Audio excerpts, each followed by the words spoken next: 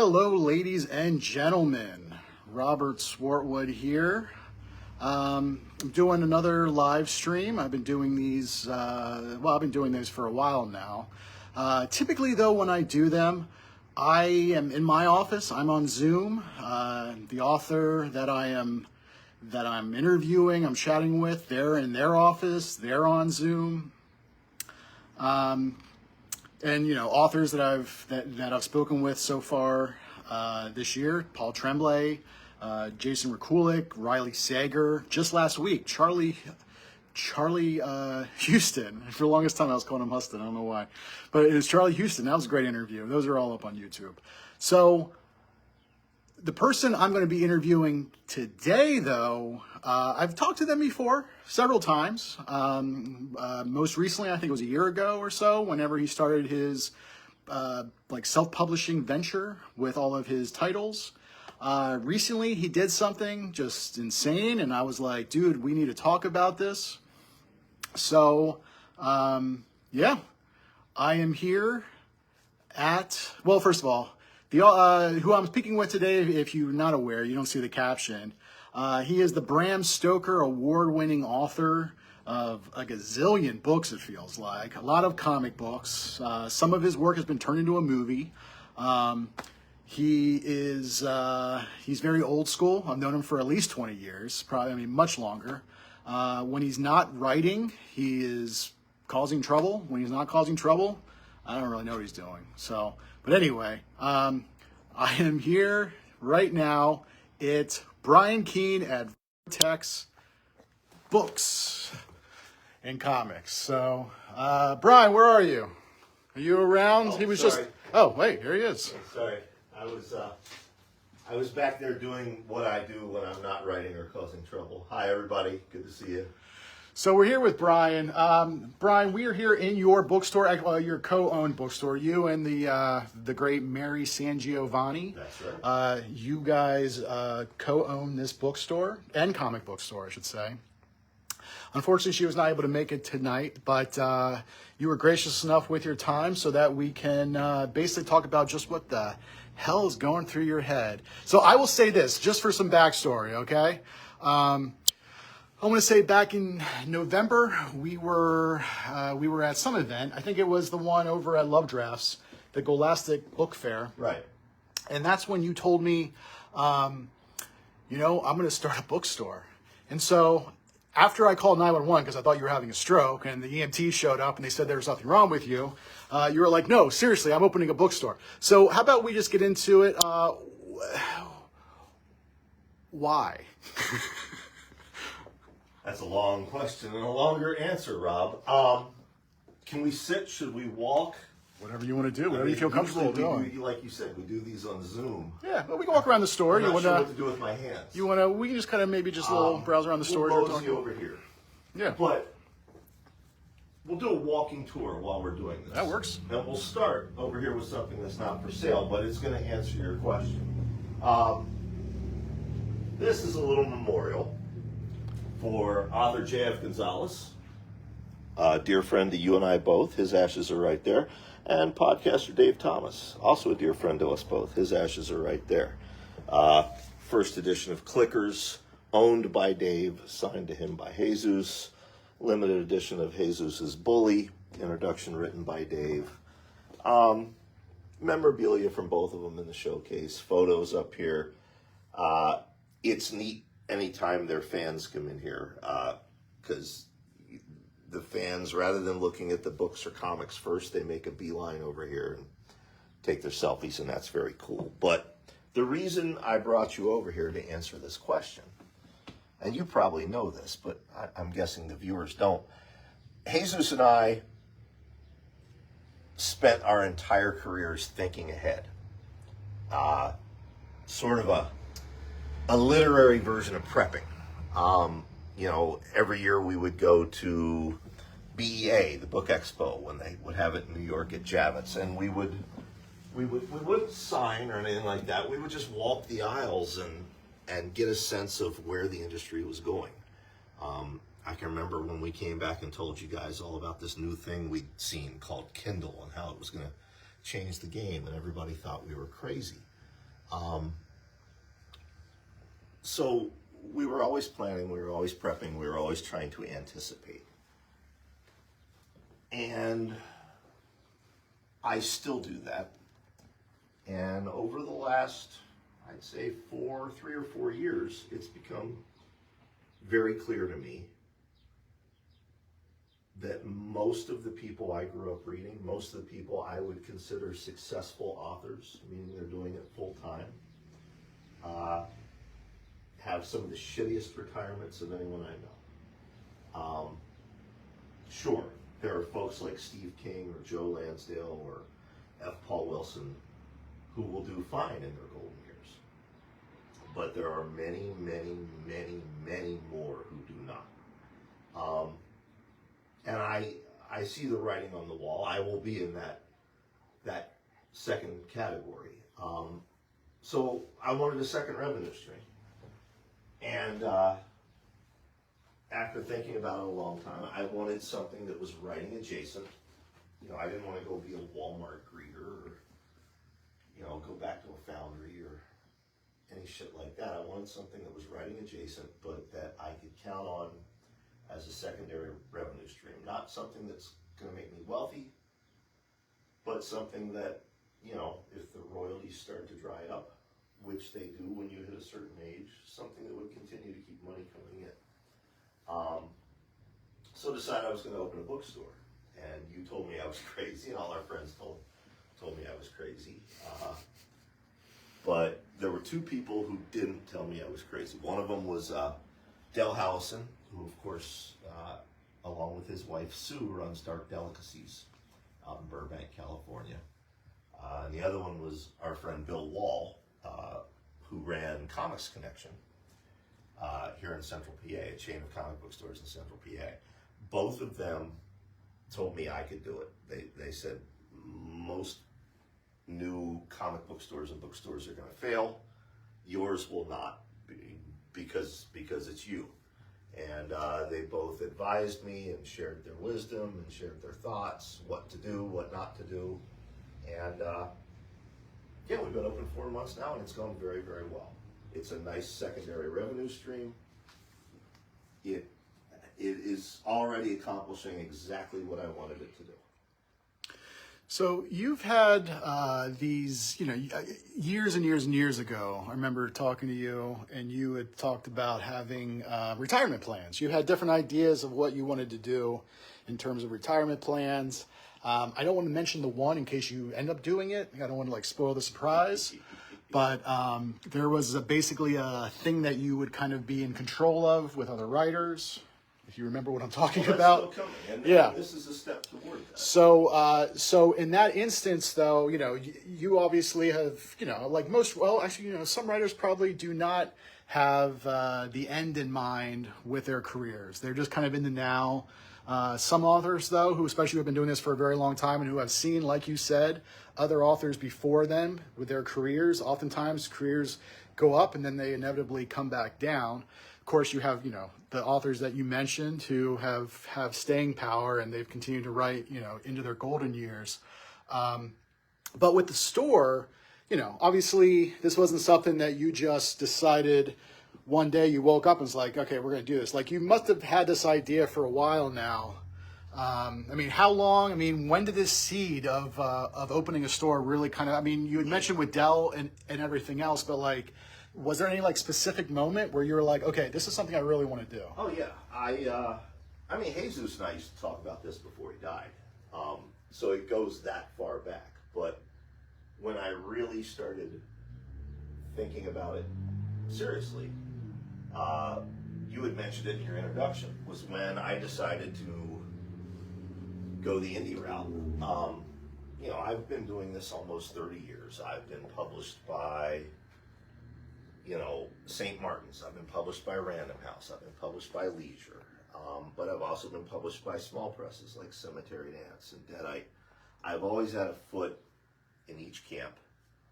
But we talked about this last time I was on your live stream. I'm lucky enough, I'm privileged enough is the word I should use, to have a dedicated fan base that'll buy my books regardless of who's publishing them. And the thought occurred to me, all right, the way to maximize my golden years and my retirement, first of all, I need to take total control. I need to have the rights to all my stuff. I publish them, I release them, I set the price, no more middlemen. And then I also need a place to sell them, and I need to become my own distributor, which I haven't done yet. I would eventually like distribution to be a part of this, and actually I've started down that road. We're not going to go back there because it's a mess, but this whole long part of the building back here is shipping and receiving. It's where we process our online orders. It's where we have all the inventory that we can't fit out here on the shelves.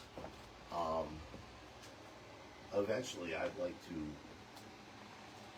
distribute my stuff to other booksellers, other bookstores, chains. And I'm getting the experience now as a bookseller of seeing what other booksellers would desire from a distributor. And maybe not just my own work, maybe the work of other indie authors who, right now are reliant upon KDP expanded distribution or Ingram itself, both of which work, but both of which also have their problems. But that's something for down the road. But all of it really started coming together the last 4 or 5 years.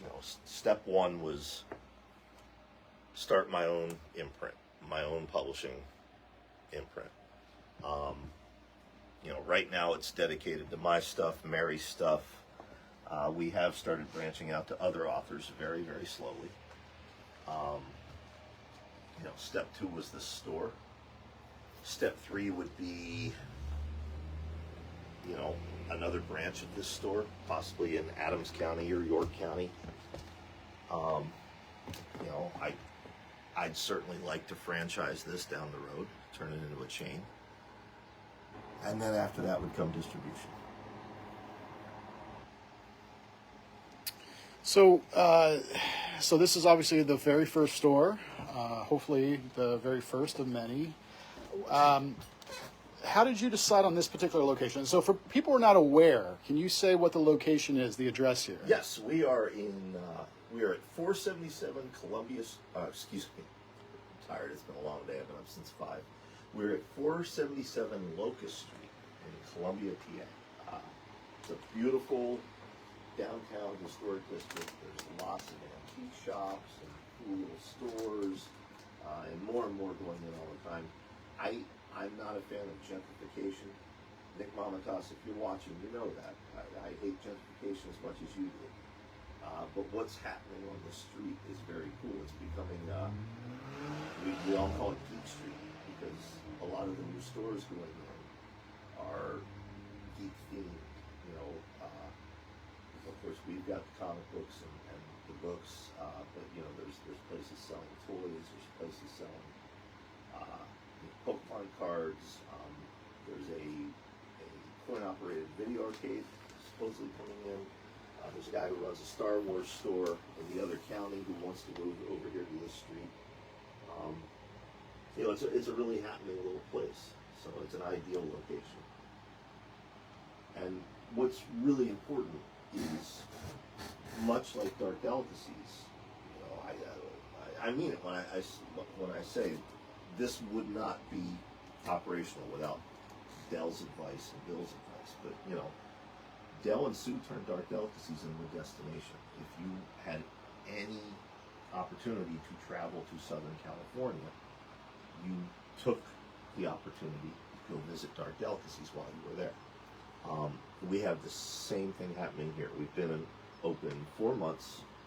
We've had customers from Canada, from New York, from Ohio, from California, Virginia, North Carolina. We even had a customer from Taiwan. Flew into New York on business, took an extra day on their trip, took the train down here to Pennsylvania just to visit Vortex. Destination traffic is one of the things that keeps us open. The other thing is signings and events. We try to have signings and events every weekend. For example, recently had Sarah Langan, Todd Kiesling, Cynthia Paleo, Stephen Kosminski, Wesley Southard. This weekend we have Justin Lutz and David Simmons.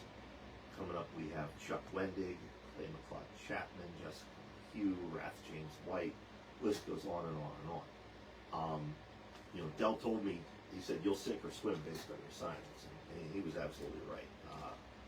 When we have signings, it's multiple thousands of dollars a day per signing. And that's not even counting the online sales, which we also include with the signings. Then you get days like today where, it was raining out and we don't have any events going on. And I think I've had 4 or 5 customers all day. We've made real-time figures. We made $31.96 today. Now that's obviously not going to pay the rent or keep the lights on, but we'll more than make up for it this weekend with the signings. And when you were opening this, you had started a GoFundMe, correct? Was it GoFundMe or Kickstarter? It was GoFundMe, which I was against. Here's how it came about. Christopher Golden and I sold an anthology of original stories set in the world of Stephen King's The Stand. Because of that cachet, it was a nice payday for Chris and I. And I told Mary, I said, you and I have been doing this a long time. We know paydays like this are few and far between. I think we should invest this. And she thought I meant, buy more stocks. Because, we have an investment portfolio and stuff. But I told her no. I said, I think we should use this to open the bookstore that I've been talking about. So I put most of that check towards this. And then friends, peers, and mentors who have been doing this longer than me suggested to me that I should fund an equal amount, through crowdfunding. And I said, well, that seems wrong, asking people to chip in for a business. And they said, no. You're building a community. You're building a place where, authors are going to travel and do signings, and fans are going to travel for those signings, etc. You want the community to feel involved. I said, all right, that makes sense. And so we did, and of course the community came through it. And I tell you, in hindsight, I'm glad they talked me into that, because by the time I had sunk all of that check into this place, there were no funds left in the bank, and we still had a lot of stuff to buy. Because crunching numbers has never been my strong suit. I'm much better with words than I am numbers. So I am very grateful and very glad that we did the crowdfunding. Well, what other aspects went into opening the store that even Del or Bill or anyone else really maybe forgot to tell you, or they weren't even aware of? Were there certain aspects where you were surprised and wish you had known before putting all your time and effort into this, before you opened officially? I don't really get a day off anymore, which kind of sucks. I say I want to remind folks, Mary is a co-owner here, but Mary comes in on weekends and helps me out. But, the week I'm here by myself, running it by myself. And there really is no day off anymore. We're closed Mondays and Tuesdays, we're open the rest of the week, 10 to 7. And that Monday and Tuesday that I'm off is spent writing. Basically every morning I'm up at 5. I go and spend some time with my 16-year-old before he goes off to school. And then I come straight here, and I'm here till 7 o'clock at night, and then I go home, and by the time I get home, I'm way too tired to write. So my writing is getting done here when it's slow. Like today, I got quite a bit of writing done. And then the bulk of it gets done on Monday and Tuesday. There are days where I really do need to write, and I don't get a chance because we're just that busy. And there's days where it's been crazy. Free Comic Book Day, the line started right here, wrapped. Here, I'll show you. The people were waiting to check out here, and the line went all the way through here, all the way over here to Hylenius. His name's Hylenius, by the way, for Rob's fans who might not know what he's from. So, you know, a day like that, obviously I'm not going to get any writing done. So that's the one thing. I can't say I'm struggling with it because I'm managing to do both, but I haven't found a balance that I like yet. Yeah, but would you say that you're writing, you're not keeping up the same pace you had prior to opening the bookstore? Definitely not. Yeah. I mean, you know, like I said, I'm still writing every day, but Wednesday through Sunday, that entails writing in between customers. And you're a writer. I guess a lot of folks watching this are writers. When you're in the zone, when those words are flowing, the last thing you want to do is break that spell. And ding, ding, the door opens. I got to put on my customer service hat and go help somebody. You know, help them find a book, help them find a comic, sell them one of my friends, you know. Then it takes a while to get back into that zone again. So Monday and Tuesday are now the bulk days for writing. That's when the really good stuff gets done, at least. Let's talk about this guy here, though. Yeah. So he obviously is a fixture here at the bookstore. Everybody who comes, I've seen pictures. People will take pictures with him. Yep. What can you tell them? What can you tell everyone about this guy? Well, we can just have them read the little placard here. But this was built by Paul Campion. If that name sounds familiar to you, it should. Paul is not only a screenwriter and a director, he's also a special effects wizard who used to work for WITA. He designed the Balrog in Lord of the Rings. That's his big claim to fame. He's worked on Constantine, Fantastic Beasts and Where to Find Them, Narnia. And he and I, before the pandemic, we were trying to get my novel Dark Hollow greenlit with the studio, and we put together a teaser trailer, and this was used in the teaser trailer.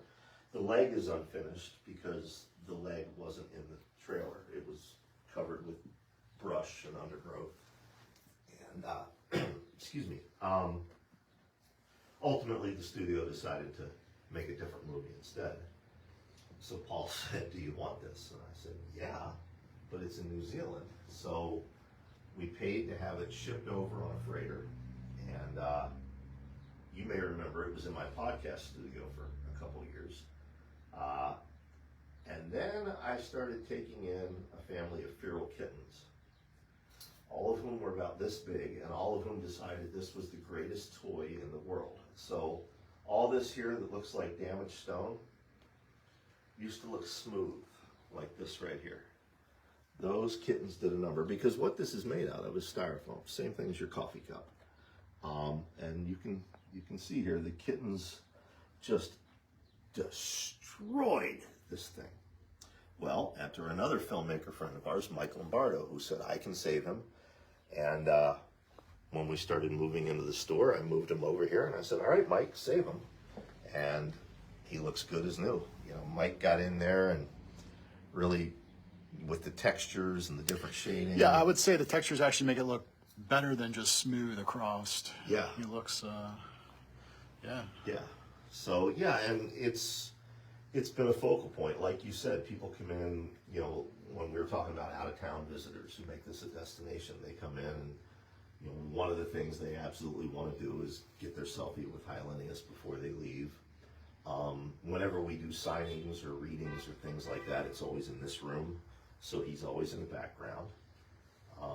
Now, what I didn't know, opening day was Super Bowl Sunday, which, you know, obviously is a Sunday, but the following Wednesday, which was our first real business day, I had him facing out the window here. Okay, it's a busy street. What I didn't know is that the preschool brings the little ones by every day. They're the little duckies, and they're all tethered together, and they all come walking by. Well, I'm in there working, and I should mention there's an elementary school across the way here. Well, all of a sudden, I just hear dozens of little voices screaming. Now it's 2024. There's a school over there. I assumed the worst, and I went running out the door, ready to help. And I realized they were all standing in front of my window, pointing at Hylenius and screaming. So he is now faced this way, and it was a good opportunity. We talked to the kids about make believe and pretend, and they all got to pet him and see that he's nice. And, occasionally, we get little ones in here. They come in with their parents, and they're frightened of him. And Mary always tells them, you know, he guards our store and keeps it safe. And then they warm up to him. So, yeah, I would love to fill this place with memorabilia like that, but then we'd run out of wall space for merchandise, and merchandise is how we keep the lights on. So, but yeah, we. Speaking of merchandise, Yeah. how do you decide? Now, you do take, well, as of right now, you put a pause on it, but you were taking some like used books. Oh, yeah. People were dropping off books, but other stuff is new merchandise in terms of comics and books. How do you determine now? Because, and you and I were having this discussion a little bit earlier tonight. As an author, we write a book and we want, we think it's the greatest thing in the world. We want every bookstore to carry it. And we're like, why isn't every bookstore carrying it? Now, obviously, there's an answer to that because there is supply and demand. Now, owning a bookstore, being on the other side, do you like how do you view things now from like the writer point of view versus the bookseller point of view? Oh my gosh, this is going to be a 2-hour interview now. Well, there we go. I mean, let's start with comics. And with comics, it really depends on your own customer base, your geographical location, etc. For example, back issues of Deadpool, I can't keep them in stock. Comics Connection, sitting on a ton of Deadpool. They can't sell them. Comics Connection is really looking for horror comics, which, obviously we started with a lot of. So there's a lot of trading going on there between retailers. Hey, I'll swap you this stack of House of Secrets for that stack of, Deadpool. Keep both our customers happy. Things like back issues of Alan Moore's Swamp Thing, they're always going to be in demand. Frank Miller, Daredevil, 1970s Planet of the Apes. Things like that are always going to have a demand. Marvel's Godzilla. Then there are things that don't have a demand. You can't sell them unless you put them in a brown paper bag and market grab bag for $5. And you blow them out the door, and they're not sitting here in the inventory taking up space, and you made $5 for your day. So you got to do things like that. Books. Well, actually, first let's go to new comics. New comics are a guessing game. For example, I ordered very, very heavy on this because I think it's a great book. As you can see, I've got a stack there. Now, I've been actively hand selling them. Last week, the stack was over here. Then there are things like Moon Knight, which I think I ordered 3 copies for the store, and they were gone in a day. So a lot of it is just learning your clientele, learning what they're looking for, and then serving that need, serving the community. Books, it gets a little trickier.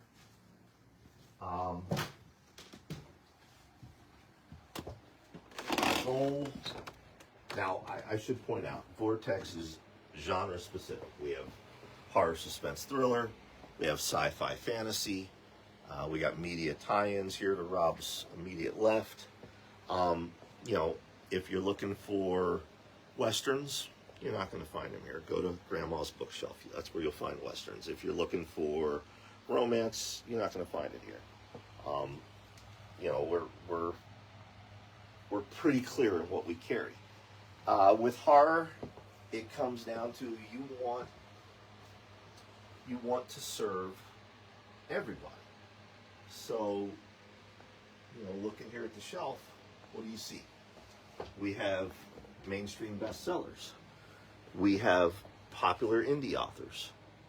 We have, out of print classics. We have small press titles. We have signed limited editions. We have, uber indie publications. We have self-published stuff. And not just that. You try to run the gamut from, paranormal romance to I don't know that you can call Clive Barker extreme horror, but one of the OG splatterpunks. A little bit of everything. You know, you don't want to turn anybody away. If somebody likes anything from this genre, you've got to be able to serve that need, and I think we do a really good job at that. You know, there are a few places like this. There's Butcher Cabin Books in Kentucky. There's Dark Delicacies. There's Bucket of Blood. There's Mysterious Galaxy. And that's about it. I guess Little Ghosts up in Canada. I've never been to their store, but I hear it's the same thing. And Ghoulish Books in Texas. But there's not a lot of these. So if people are traveling here, you want to make sure you have something, whether they're looking for John Langan or Sarah Langan or Joe Lansdale or Edward Lee. You want to make sure you have something here for everybody. Right, but how then do you decide? Say there are, like you mentioned, there are going to be authors who are watching this now, or we're going to watch this later. They're going to say, "Hey, I want my book in Brian's store, in Brian and Mary's store," and they email you, and you're basically like, either I don't have the inventory, or you have to take into consideration, just how popular authors are, Right. how they're going to sell. How do you make that determination? Well, sure, popularity is part of it, but Here we are back. back. I don't know what happened. Okay, anyway, so we I'm were. gonna turn my Wi-Fi off. So anyway, we were discussing about the before we had a little bit of a snafu with the Wi-Fi. So we were talking basically about authors. Right. How do you make that determination that, okay, this is an author I want to carry versus, I'm sorry, your books just are not selling, unfortunately. Give you a great example. If I believe in a book, if I get behind a book, if I read a book and I know, oh my God, I can sell this, doesn't matter how they're published or who they're published by or how we get it. Great example is this right here, Laurel Hightower's Day of the Door. Laurel's quickly becoming one of my favorites of this new breed of writers, new generation coming up behind you. So I read this right away. I was like, holy shit, I can sell that. And we have been. Vaughn Jackson, another great example. Anybody that likes aquatic horror, the cover sells itself. Yeah. So part of it is, am I invested in the book and do I know how to sell it? And Vaughn, I'm going to be honest, I haven't read this yet, but I know who I can sell this to because of the cover. And then there are some, that you take a chance on. But I'll tell you, a lot of the indie stuff and the newer authors that we've stocked, they've been doing really good. Amanda Headley, I think we started with a dozen of these, and we're down to 3 left, and that's just from hand selling to customers. Or I had them faced out when we had more, and they liked the cover. But sure, you had asked before we cut out if someone emails me and says, how do I get my book in your store? Well, if you are, let's use Allie Wilkes as an example. This is Simon & Schuster. Okay, really easy to get. You get it through Ingram. And this is the one thing I have absolutely learned. I can order books from all these small presses. I could order from Crossroads. I could order from Ghoulish. I could order from Thunderstorm.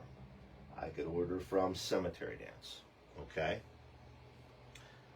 Each one of those is a different invoice that I have to pay, different shipping costs that I have to pay, different tracking number that I have to track. Or I can order them all through Ingram. One invoice, one shipment, one tracking number. Some of them will give me a better discount than ordering through Ingram, but what I find is, business-wise, it is just easier for me to order it all through Ingram. So the one thing I would impart on every author that's listening to this right now, make sure your books are available for stores to order through Ingram. Because I know I'm not the only bookstore that's doing this. I've talked to other booksellers. The ones I talk to are all doing the same damn thing. If you are self-published on KDP, it's as simple as clicking expanded distribution, but I'm surprised how many people don't do that. Well, okay, hold on. Let's take a pause. So I can start going off on my rant. So I know. So KDP, you can do expanded distribution. Now, what happens is KDP essentially will give you a ISBN number. Right. But in Ingram, and correct me if I'm wrong, but I'm pretty sure I'm right here, that shows up, though, as through Amazon KDP. So oftentimes authors have to spend the extra money to buy their own ISBN that basically, like, I know you probably don't care if something is published through KDP, but some booksellers ordering it through Ingram, on Ingram's shopping cart, it does not show it as Amazon KDP. It shows it as independently published. Which I think, though, they kind of is like, I think booksellers, though, are at a place where they understand what that means. And again, the reason I mention that is because I know that some booksellers, they will not stock it because it's through KDP. Then those booksellers are shooting themselves in the foot. Right, but I'm just saying that's something that some authors have to really take into consideration. If you're a bookseller and you have customers who want a book, and they want to give you money for that book, check out these books. And you don't want to serve that because the book is published through Amazon, what's that customer going to do? They're going to walk out of your store and order the fucking book on Amazon. Whereas they'll come here and buy it from me because I've got it. People inherently want to support small businesses. They do. People, sure, people buy books on Amazon because for a lot of these titles here, it used to be that's the only place you could get them. But nothing replaces walking into one of these stores and looking at the cover and flipping through the book and reading it. And when I get a customer in here doing that, they don't give a fuck who published it. They just want to buy the book. So if a bookseller is turning their nose up at that through Ingram's system, the bookseller's an idiot. And I think my advice still sticks. If you're independently published and you want Vortex to order your books, make them available through Ingram. Now, it's not to say Ingram is my only resource. I am using other distributors, and I do buy from publishers. Cimarron Street, Crossroads Press, a couple others when I have really big orders.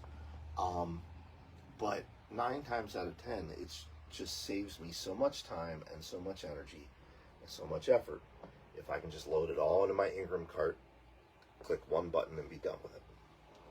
Does that make sense? Yeah. So at what point, though, like, what kind of inventory do you take? Whereas, you might have a book here, like you mentioned, some authors, their books sell really well. You continue to order them again, restock them. Yeah, Aaron Beauregard, Christopher Triana. I can't keep either of those guys. Some books, though, are probably here since you opened, and they're going to continue to be here. At what point do you realize, like, okay, this is coming off the shelf because we need to make room? I mean, how do you keep track of that type of stuff? Well, I'm here every day, and I'm constantly refreshing the shelves, putting in new inventory as other inventory gets sold. And yeah, I'm not going to point fingers at anything, but there are some books that have been here from day one. In some cases, they're not in the greatest condition. We got this copy of Carrying Comfort in a collection that we bought. I had originally marked it at $3, which I thought was fair, even though it's got a rolled spine. I need it to go. I need room on the shelf. I've marked it down to 99 cents. It's not a loss for me because I bought a large collection that happened to be in. Sometimes we do things like this, the mystery boxes, and those are full of, books that for one reason or another haven't found a reader yet and need to come off the shelf. And over here you have some movies, you have some audio books as well. Yeah, I'm still not so sure about that section. Becky, you and I were talking before we went live. Audiobooks, people still use these physical audiobooks, but they're basically truck drivers. And, truck drivers don't know about Vortex Books and Comics yet. And movies, there's no way I can compete with Walmart and these places for movies. I think what I'd like to do is blow this section out and put new releases or Monster of the Month or something there. This guy we inherited with the store. The store was completely empty when we moved in. No fixtures, no anything, just floors. Except for this Batman figure, which we found in a closet. And I see him on eBay going for $50. Every week I mark him down. He's now down to 10. I'm going to keep marking him down until he's sold. If he's not sold by the end of the month, the first kid that walks in here is going to get a free Batman toy. And then sell it on eBay for $50. Yeah. What are you thinking? We do a lot of that too. We do buy used stuff, and sometimes we take in fantastic collections. I've got a guy coming in 2 weeks with a really, really nice Arkham House run that he sent me pictures of. Later this year, I'm going to be going up north to actually buy author James A. Moore's personal library from his widow. But you also get, folks from, I'm tired and I don't want to sound insensitive, but we get homeless folks occasionally, or we'll get economically deprived folks who have books that we will never sell. It's cookbooks, or it's religious tracts, or it's children's books that don't really fit in with our theme. And you want to help them out. You want to give them $5 or $10. So I give them $5 or $10. And then what I do is I cross the street. As I said, there's an elementary school over there. About a half an hour before the school lets out, I walk over and I hand them to the crossing guards. And I say, here you go. Kids and their parents get free books today. And they're always very excited about that, very happy about that. I sit here and I watch and I grin. The parents take the cookbooks and such, and the kids take the appropriate stuff for them. So part of it is just being a good neighbor and doing good for the community. You also have to watch what you pay, which is something I'm struggling with, particularly in comic books. I've been a comic book collector since 1976, since I was a little kid. So I know what I'm willing to pay for a comic book, but I forget that with these back issues, I have to make a profit, I don't want to lowball anyone, but I also need to, I struggle to find the balance between what's fair and what will make me a decent profit, and I'm getting better at that as we go along. What sections would you say people kind of gravitate to more? So when you walk in the store, I've been showing the sci-fi section here, but for people who haven't been here before, this is the front door. I don't want to go outside because I'm worried that I'm going to lose this Wi-Fi connection, but you walk in, and essentially here to the right is where you were earlier. This is the register. We got a nonfiction section there. Gaming, like you said, this front section is probably going to be changed to something else at some point. New releases, maybe some recent signed stuff that you have for the upcoming events. Over here is a case with some signed editions that are cost a good bit. Like this book right here, $350 it's priced at. And then over here you got the sci-fi fantasy, and behind that horror, suspense, thriller. And then, of course, I don't think we showed this yet. We have actually your book. So you and Mary have your own section too, where anybody can just go straight to Brian and Mary's. Brian was very nice to let Mary's books on the top. I want them to understand that shelf is not a conceit. That shelf is because customers asked for it. Absolutely. This is you guys. We're both popular writers, and we do get part of our steady customer base is our fans, specifically coming in to buy our books. So we make it easy for them. Here's where ours are. Before we were shelved over here in horror, and I had to laugh. I had a woman come in, and she was picking out a couple of Stephen King books. She came up and she said, "Boy, you sure do have a lot of that Brian Keene guy. Is he any good?" And I said, "I think he is." She had no idea who I was. And after that, I was like, you know what? Let's migrate us over to our own section. Make it easy for folks to find. She didn't buy any of yours? No. Unbelievable. I'm not going to hard sell. If No, I somebody know, knows I what they know. want, they know what they want. So when people come in, though, I mean, do you find that obviously everybody's a little bit different, but is there one section that people gravitate to more than others? Comic book people Obviously, go yeah, directly go straight to there. the comics. But there are three kinds of customers. There are the collectors, who almost invariably turn to that first section to see what new expensive stuff we've got in. And not all of it is signed. And once again, Grady Hendrix, I love you. Because these old Zebra paperbacks, because of Paperbacks from Hell, $12 for this beat up William W. Johnstone. And it's terrible. It was terrible in the 80s. It is not aged well, but, Zoomers and younger millennials buy the shit out of this. So collectors come here.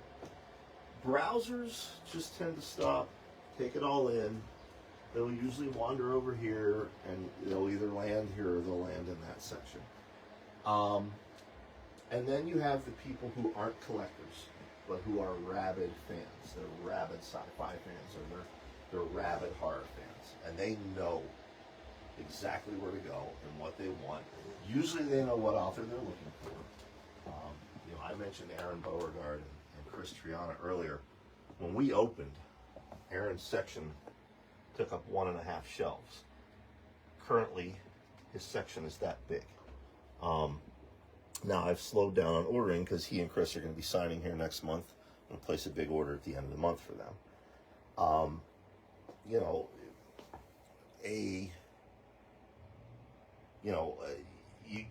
You have things that are constant sellers, like House of Leaves. I probably sell one copy of House of Leaves every week, so I keep one copy on the shelf always. But yeah, those are the three types of customers, and that's how they tend to shop. And then we have things that we've gotten rid of because they weren't working. Originally, when we opened, this section was t-shirts and clothing and apparel. And these magazines were shelved over here in the comic book room. Well, what was happening is we would get comic book fans who'd pick up, the new issue of Weird Tales and be like, where's all the pictures? Or they'd come up, with an issue of Cemetery Dance because they see Neil Gaiman on the cover and they think it's a comic. And you have to explain to them, no, this is a magazine. So I moved these over here and we got rid of the t-shirts because I think we sold 2 t-shirts in the first 2 months we were open. They clearly weren't making money for us. Get them out. And now this section does very well because the people who are buying magazines, for example, we had a nice selection of Twilight Zones. We're down to these 2 issues. That's all that's left. The people who are interested in these are probably interested in the books rather than the comics. So, some of it it's trial and error. We've got art in the store, but... And I know when you first opened, you had a freebie table because I had brought some stuff for, and then now that you said that, I think you said before, kids were coming in? Well, you would have kids come in, and I would spend half my day rearranging the freebie table because they'd mess it all up. But at the end of the day, I'm not making anything off the freebie table. I'm making something off the Dungeons and Dragons miniatures. So what I did with everything on the freebie table is I mail it out with our mail orders. Every person that orders from our online store, they get a ton of freebies in with their order. I'll put it inside books. For example, you had bookmarks for the Killing Room. So I put it inside all your other books here. So if they buy one of those, then they get your bookmark for that book. Bless you. Well, I'm trying to do good work here, Rob. So, you know what? I don't think we even really got into it yet. Why Vortex? Where'd that name come from? We wanted something that spoke to genres, speculative fiction genres, not just horror, not just sci-fi, something that spoke to both. And we kicked around a lot of different ideas, and we landed on Vortex because we were thinking about marketing as far as the design goes. The O could be like a whirlpool vortex, and here, zoom in on that. That's exactly what we did. We wanted something unique, something that we could use as branding. people come in and say, hey, welcome to the Vortex. The newsletter is called Inside the Vortex. And it works, and plus it was available. The URL was available. Nobody had registered it as a company yet, so there were a couple other ideas we had that those names had already been taken. So. Can you say what those other names were? Dark Delicacies, Mysterious Gallery. No, honestly, I don't remember what they were. So, when did you open again? When was your official open date? Super Bowl Sunday, 2024. I don't know what that day was. I don't either. How long you know me? Have you ever known me to watch a football game? It's been what? It was back in February? Yeah, sometime in February, March. So it's been now a couple months. I mean, I don't want to have to get into your books, but would you say that so far this has been a good investment for you? Yes. We've been far more successful than we thought we would be, than our accountant thought we would be, than anybody thought we would be. Okay, you do have an accountant. That was something I wanted to talk to you about. I I wanted to make sure you were not doing this yourself then with some... a very good accountant. I've got, of course, my attorneys who I've been with for a number of years. They keep me on the straight and narrow. No, the accountant is, to use his words, blown away. And we are too. It's been very fruitful.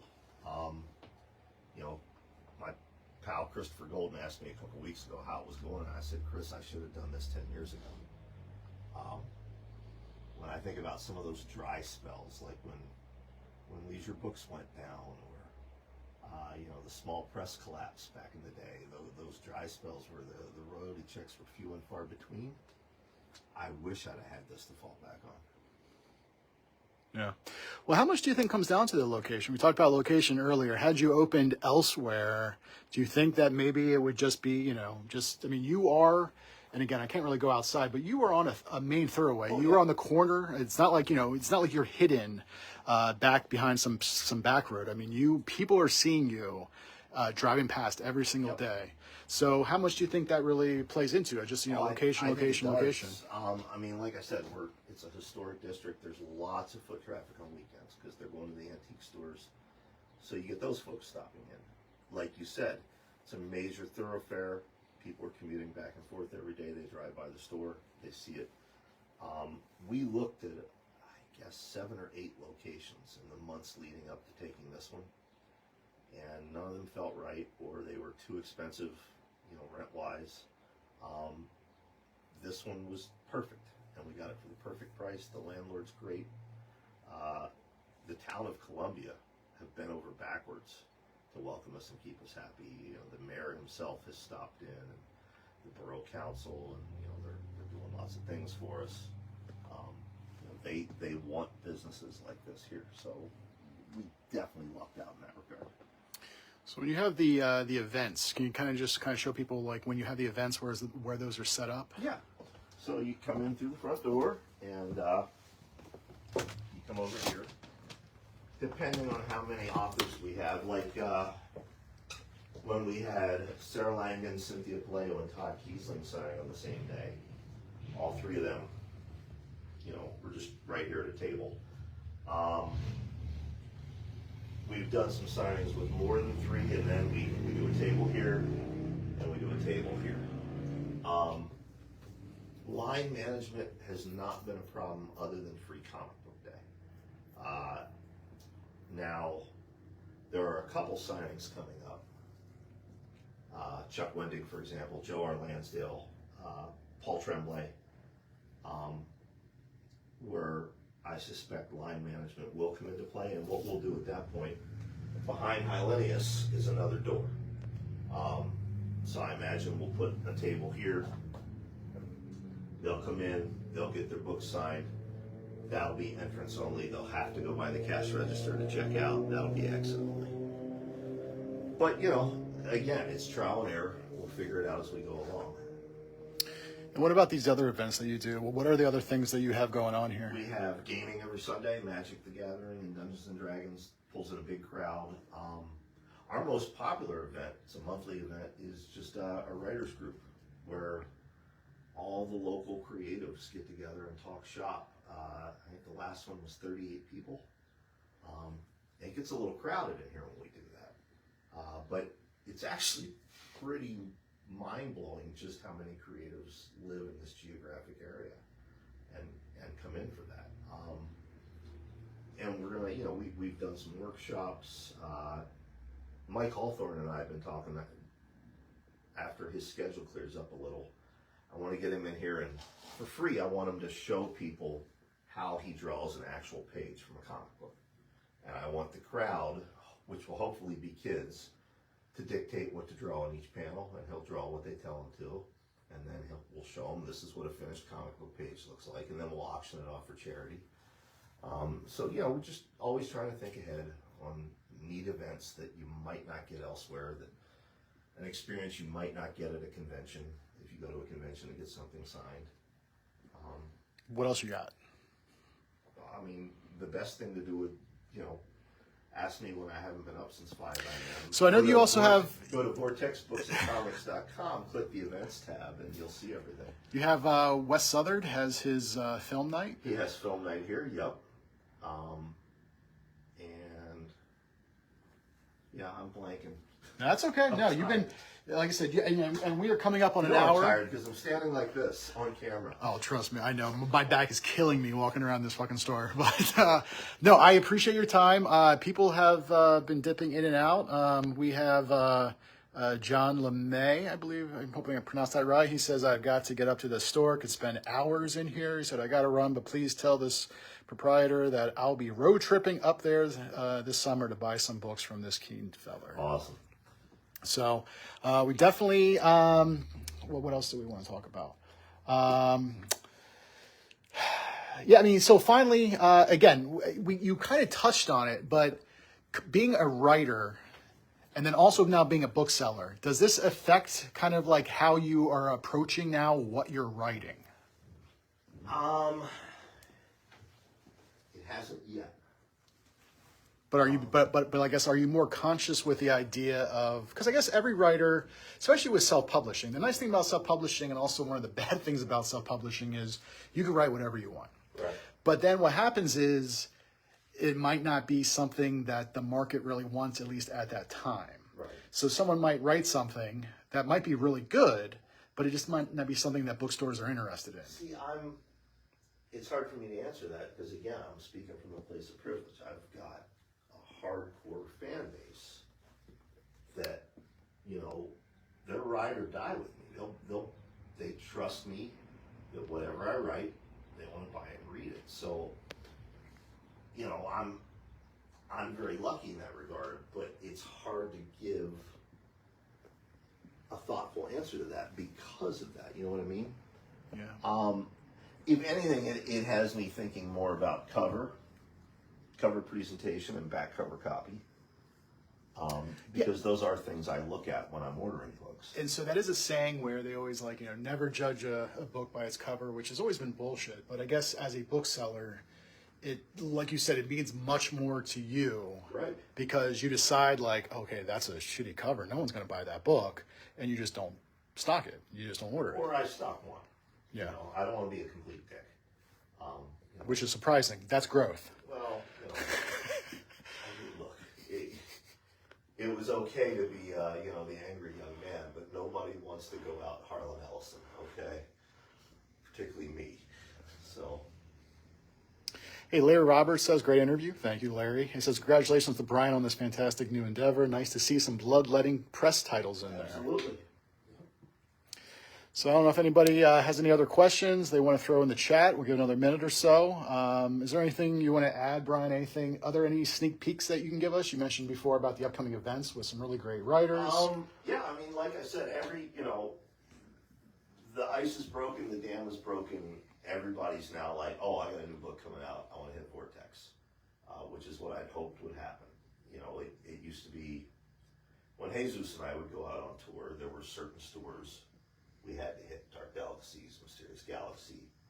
I would add Bucket of Blood to that, except that Jesus was gone by the time they opened. Bucket of Blood and Pusher Cabin Books, both are great. If you haven't checked them out, you really should.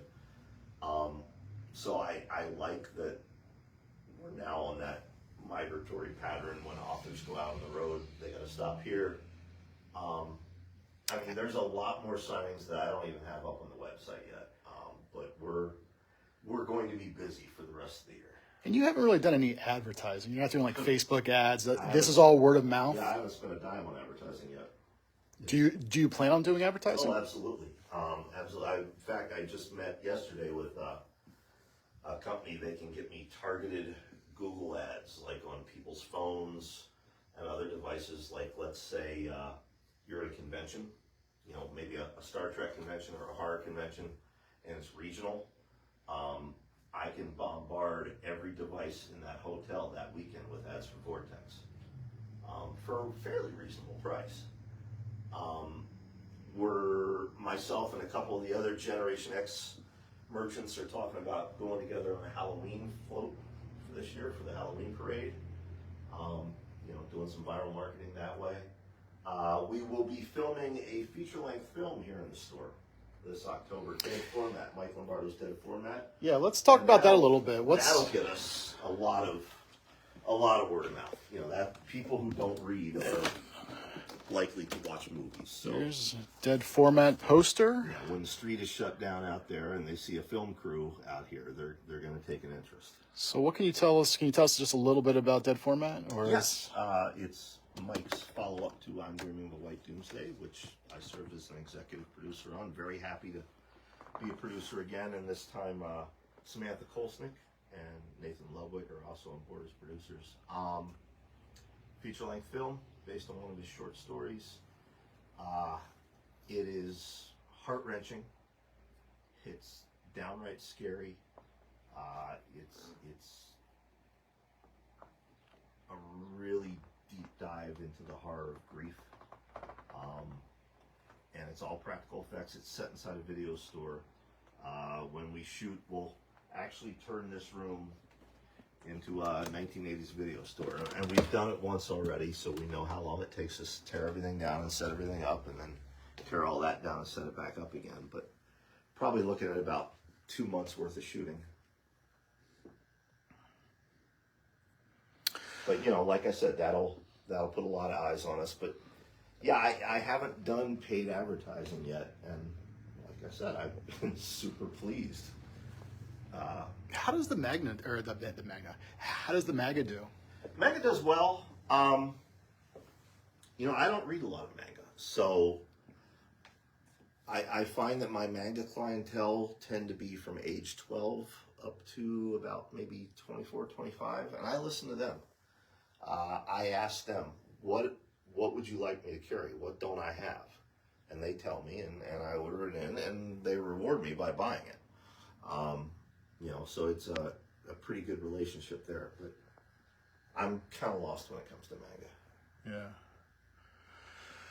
All right, Brian, you have been very gracious with your time. I don't think we have any specific questions left in the chat. All right. Well, So, thanks everybody who watched, and thank you, Rob.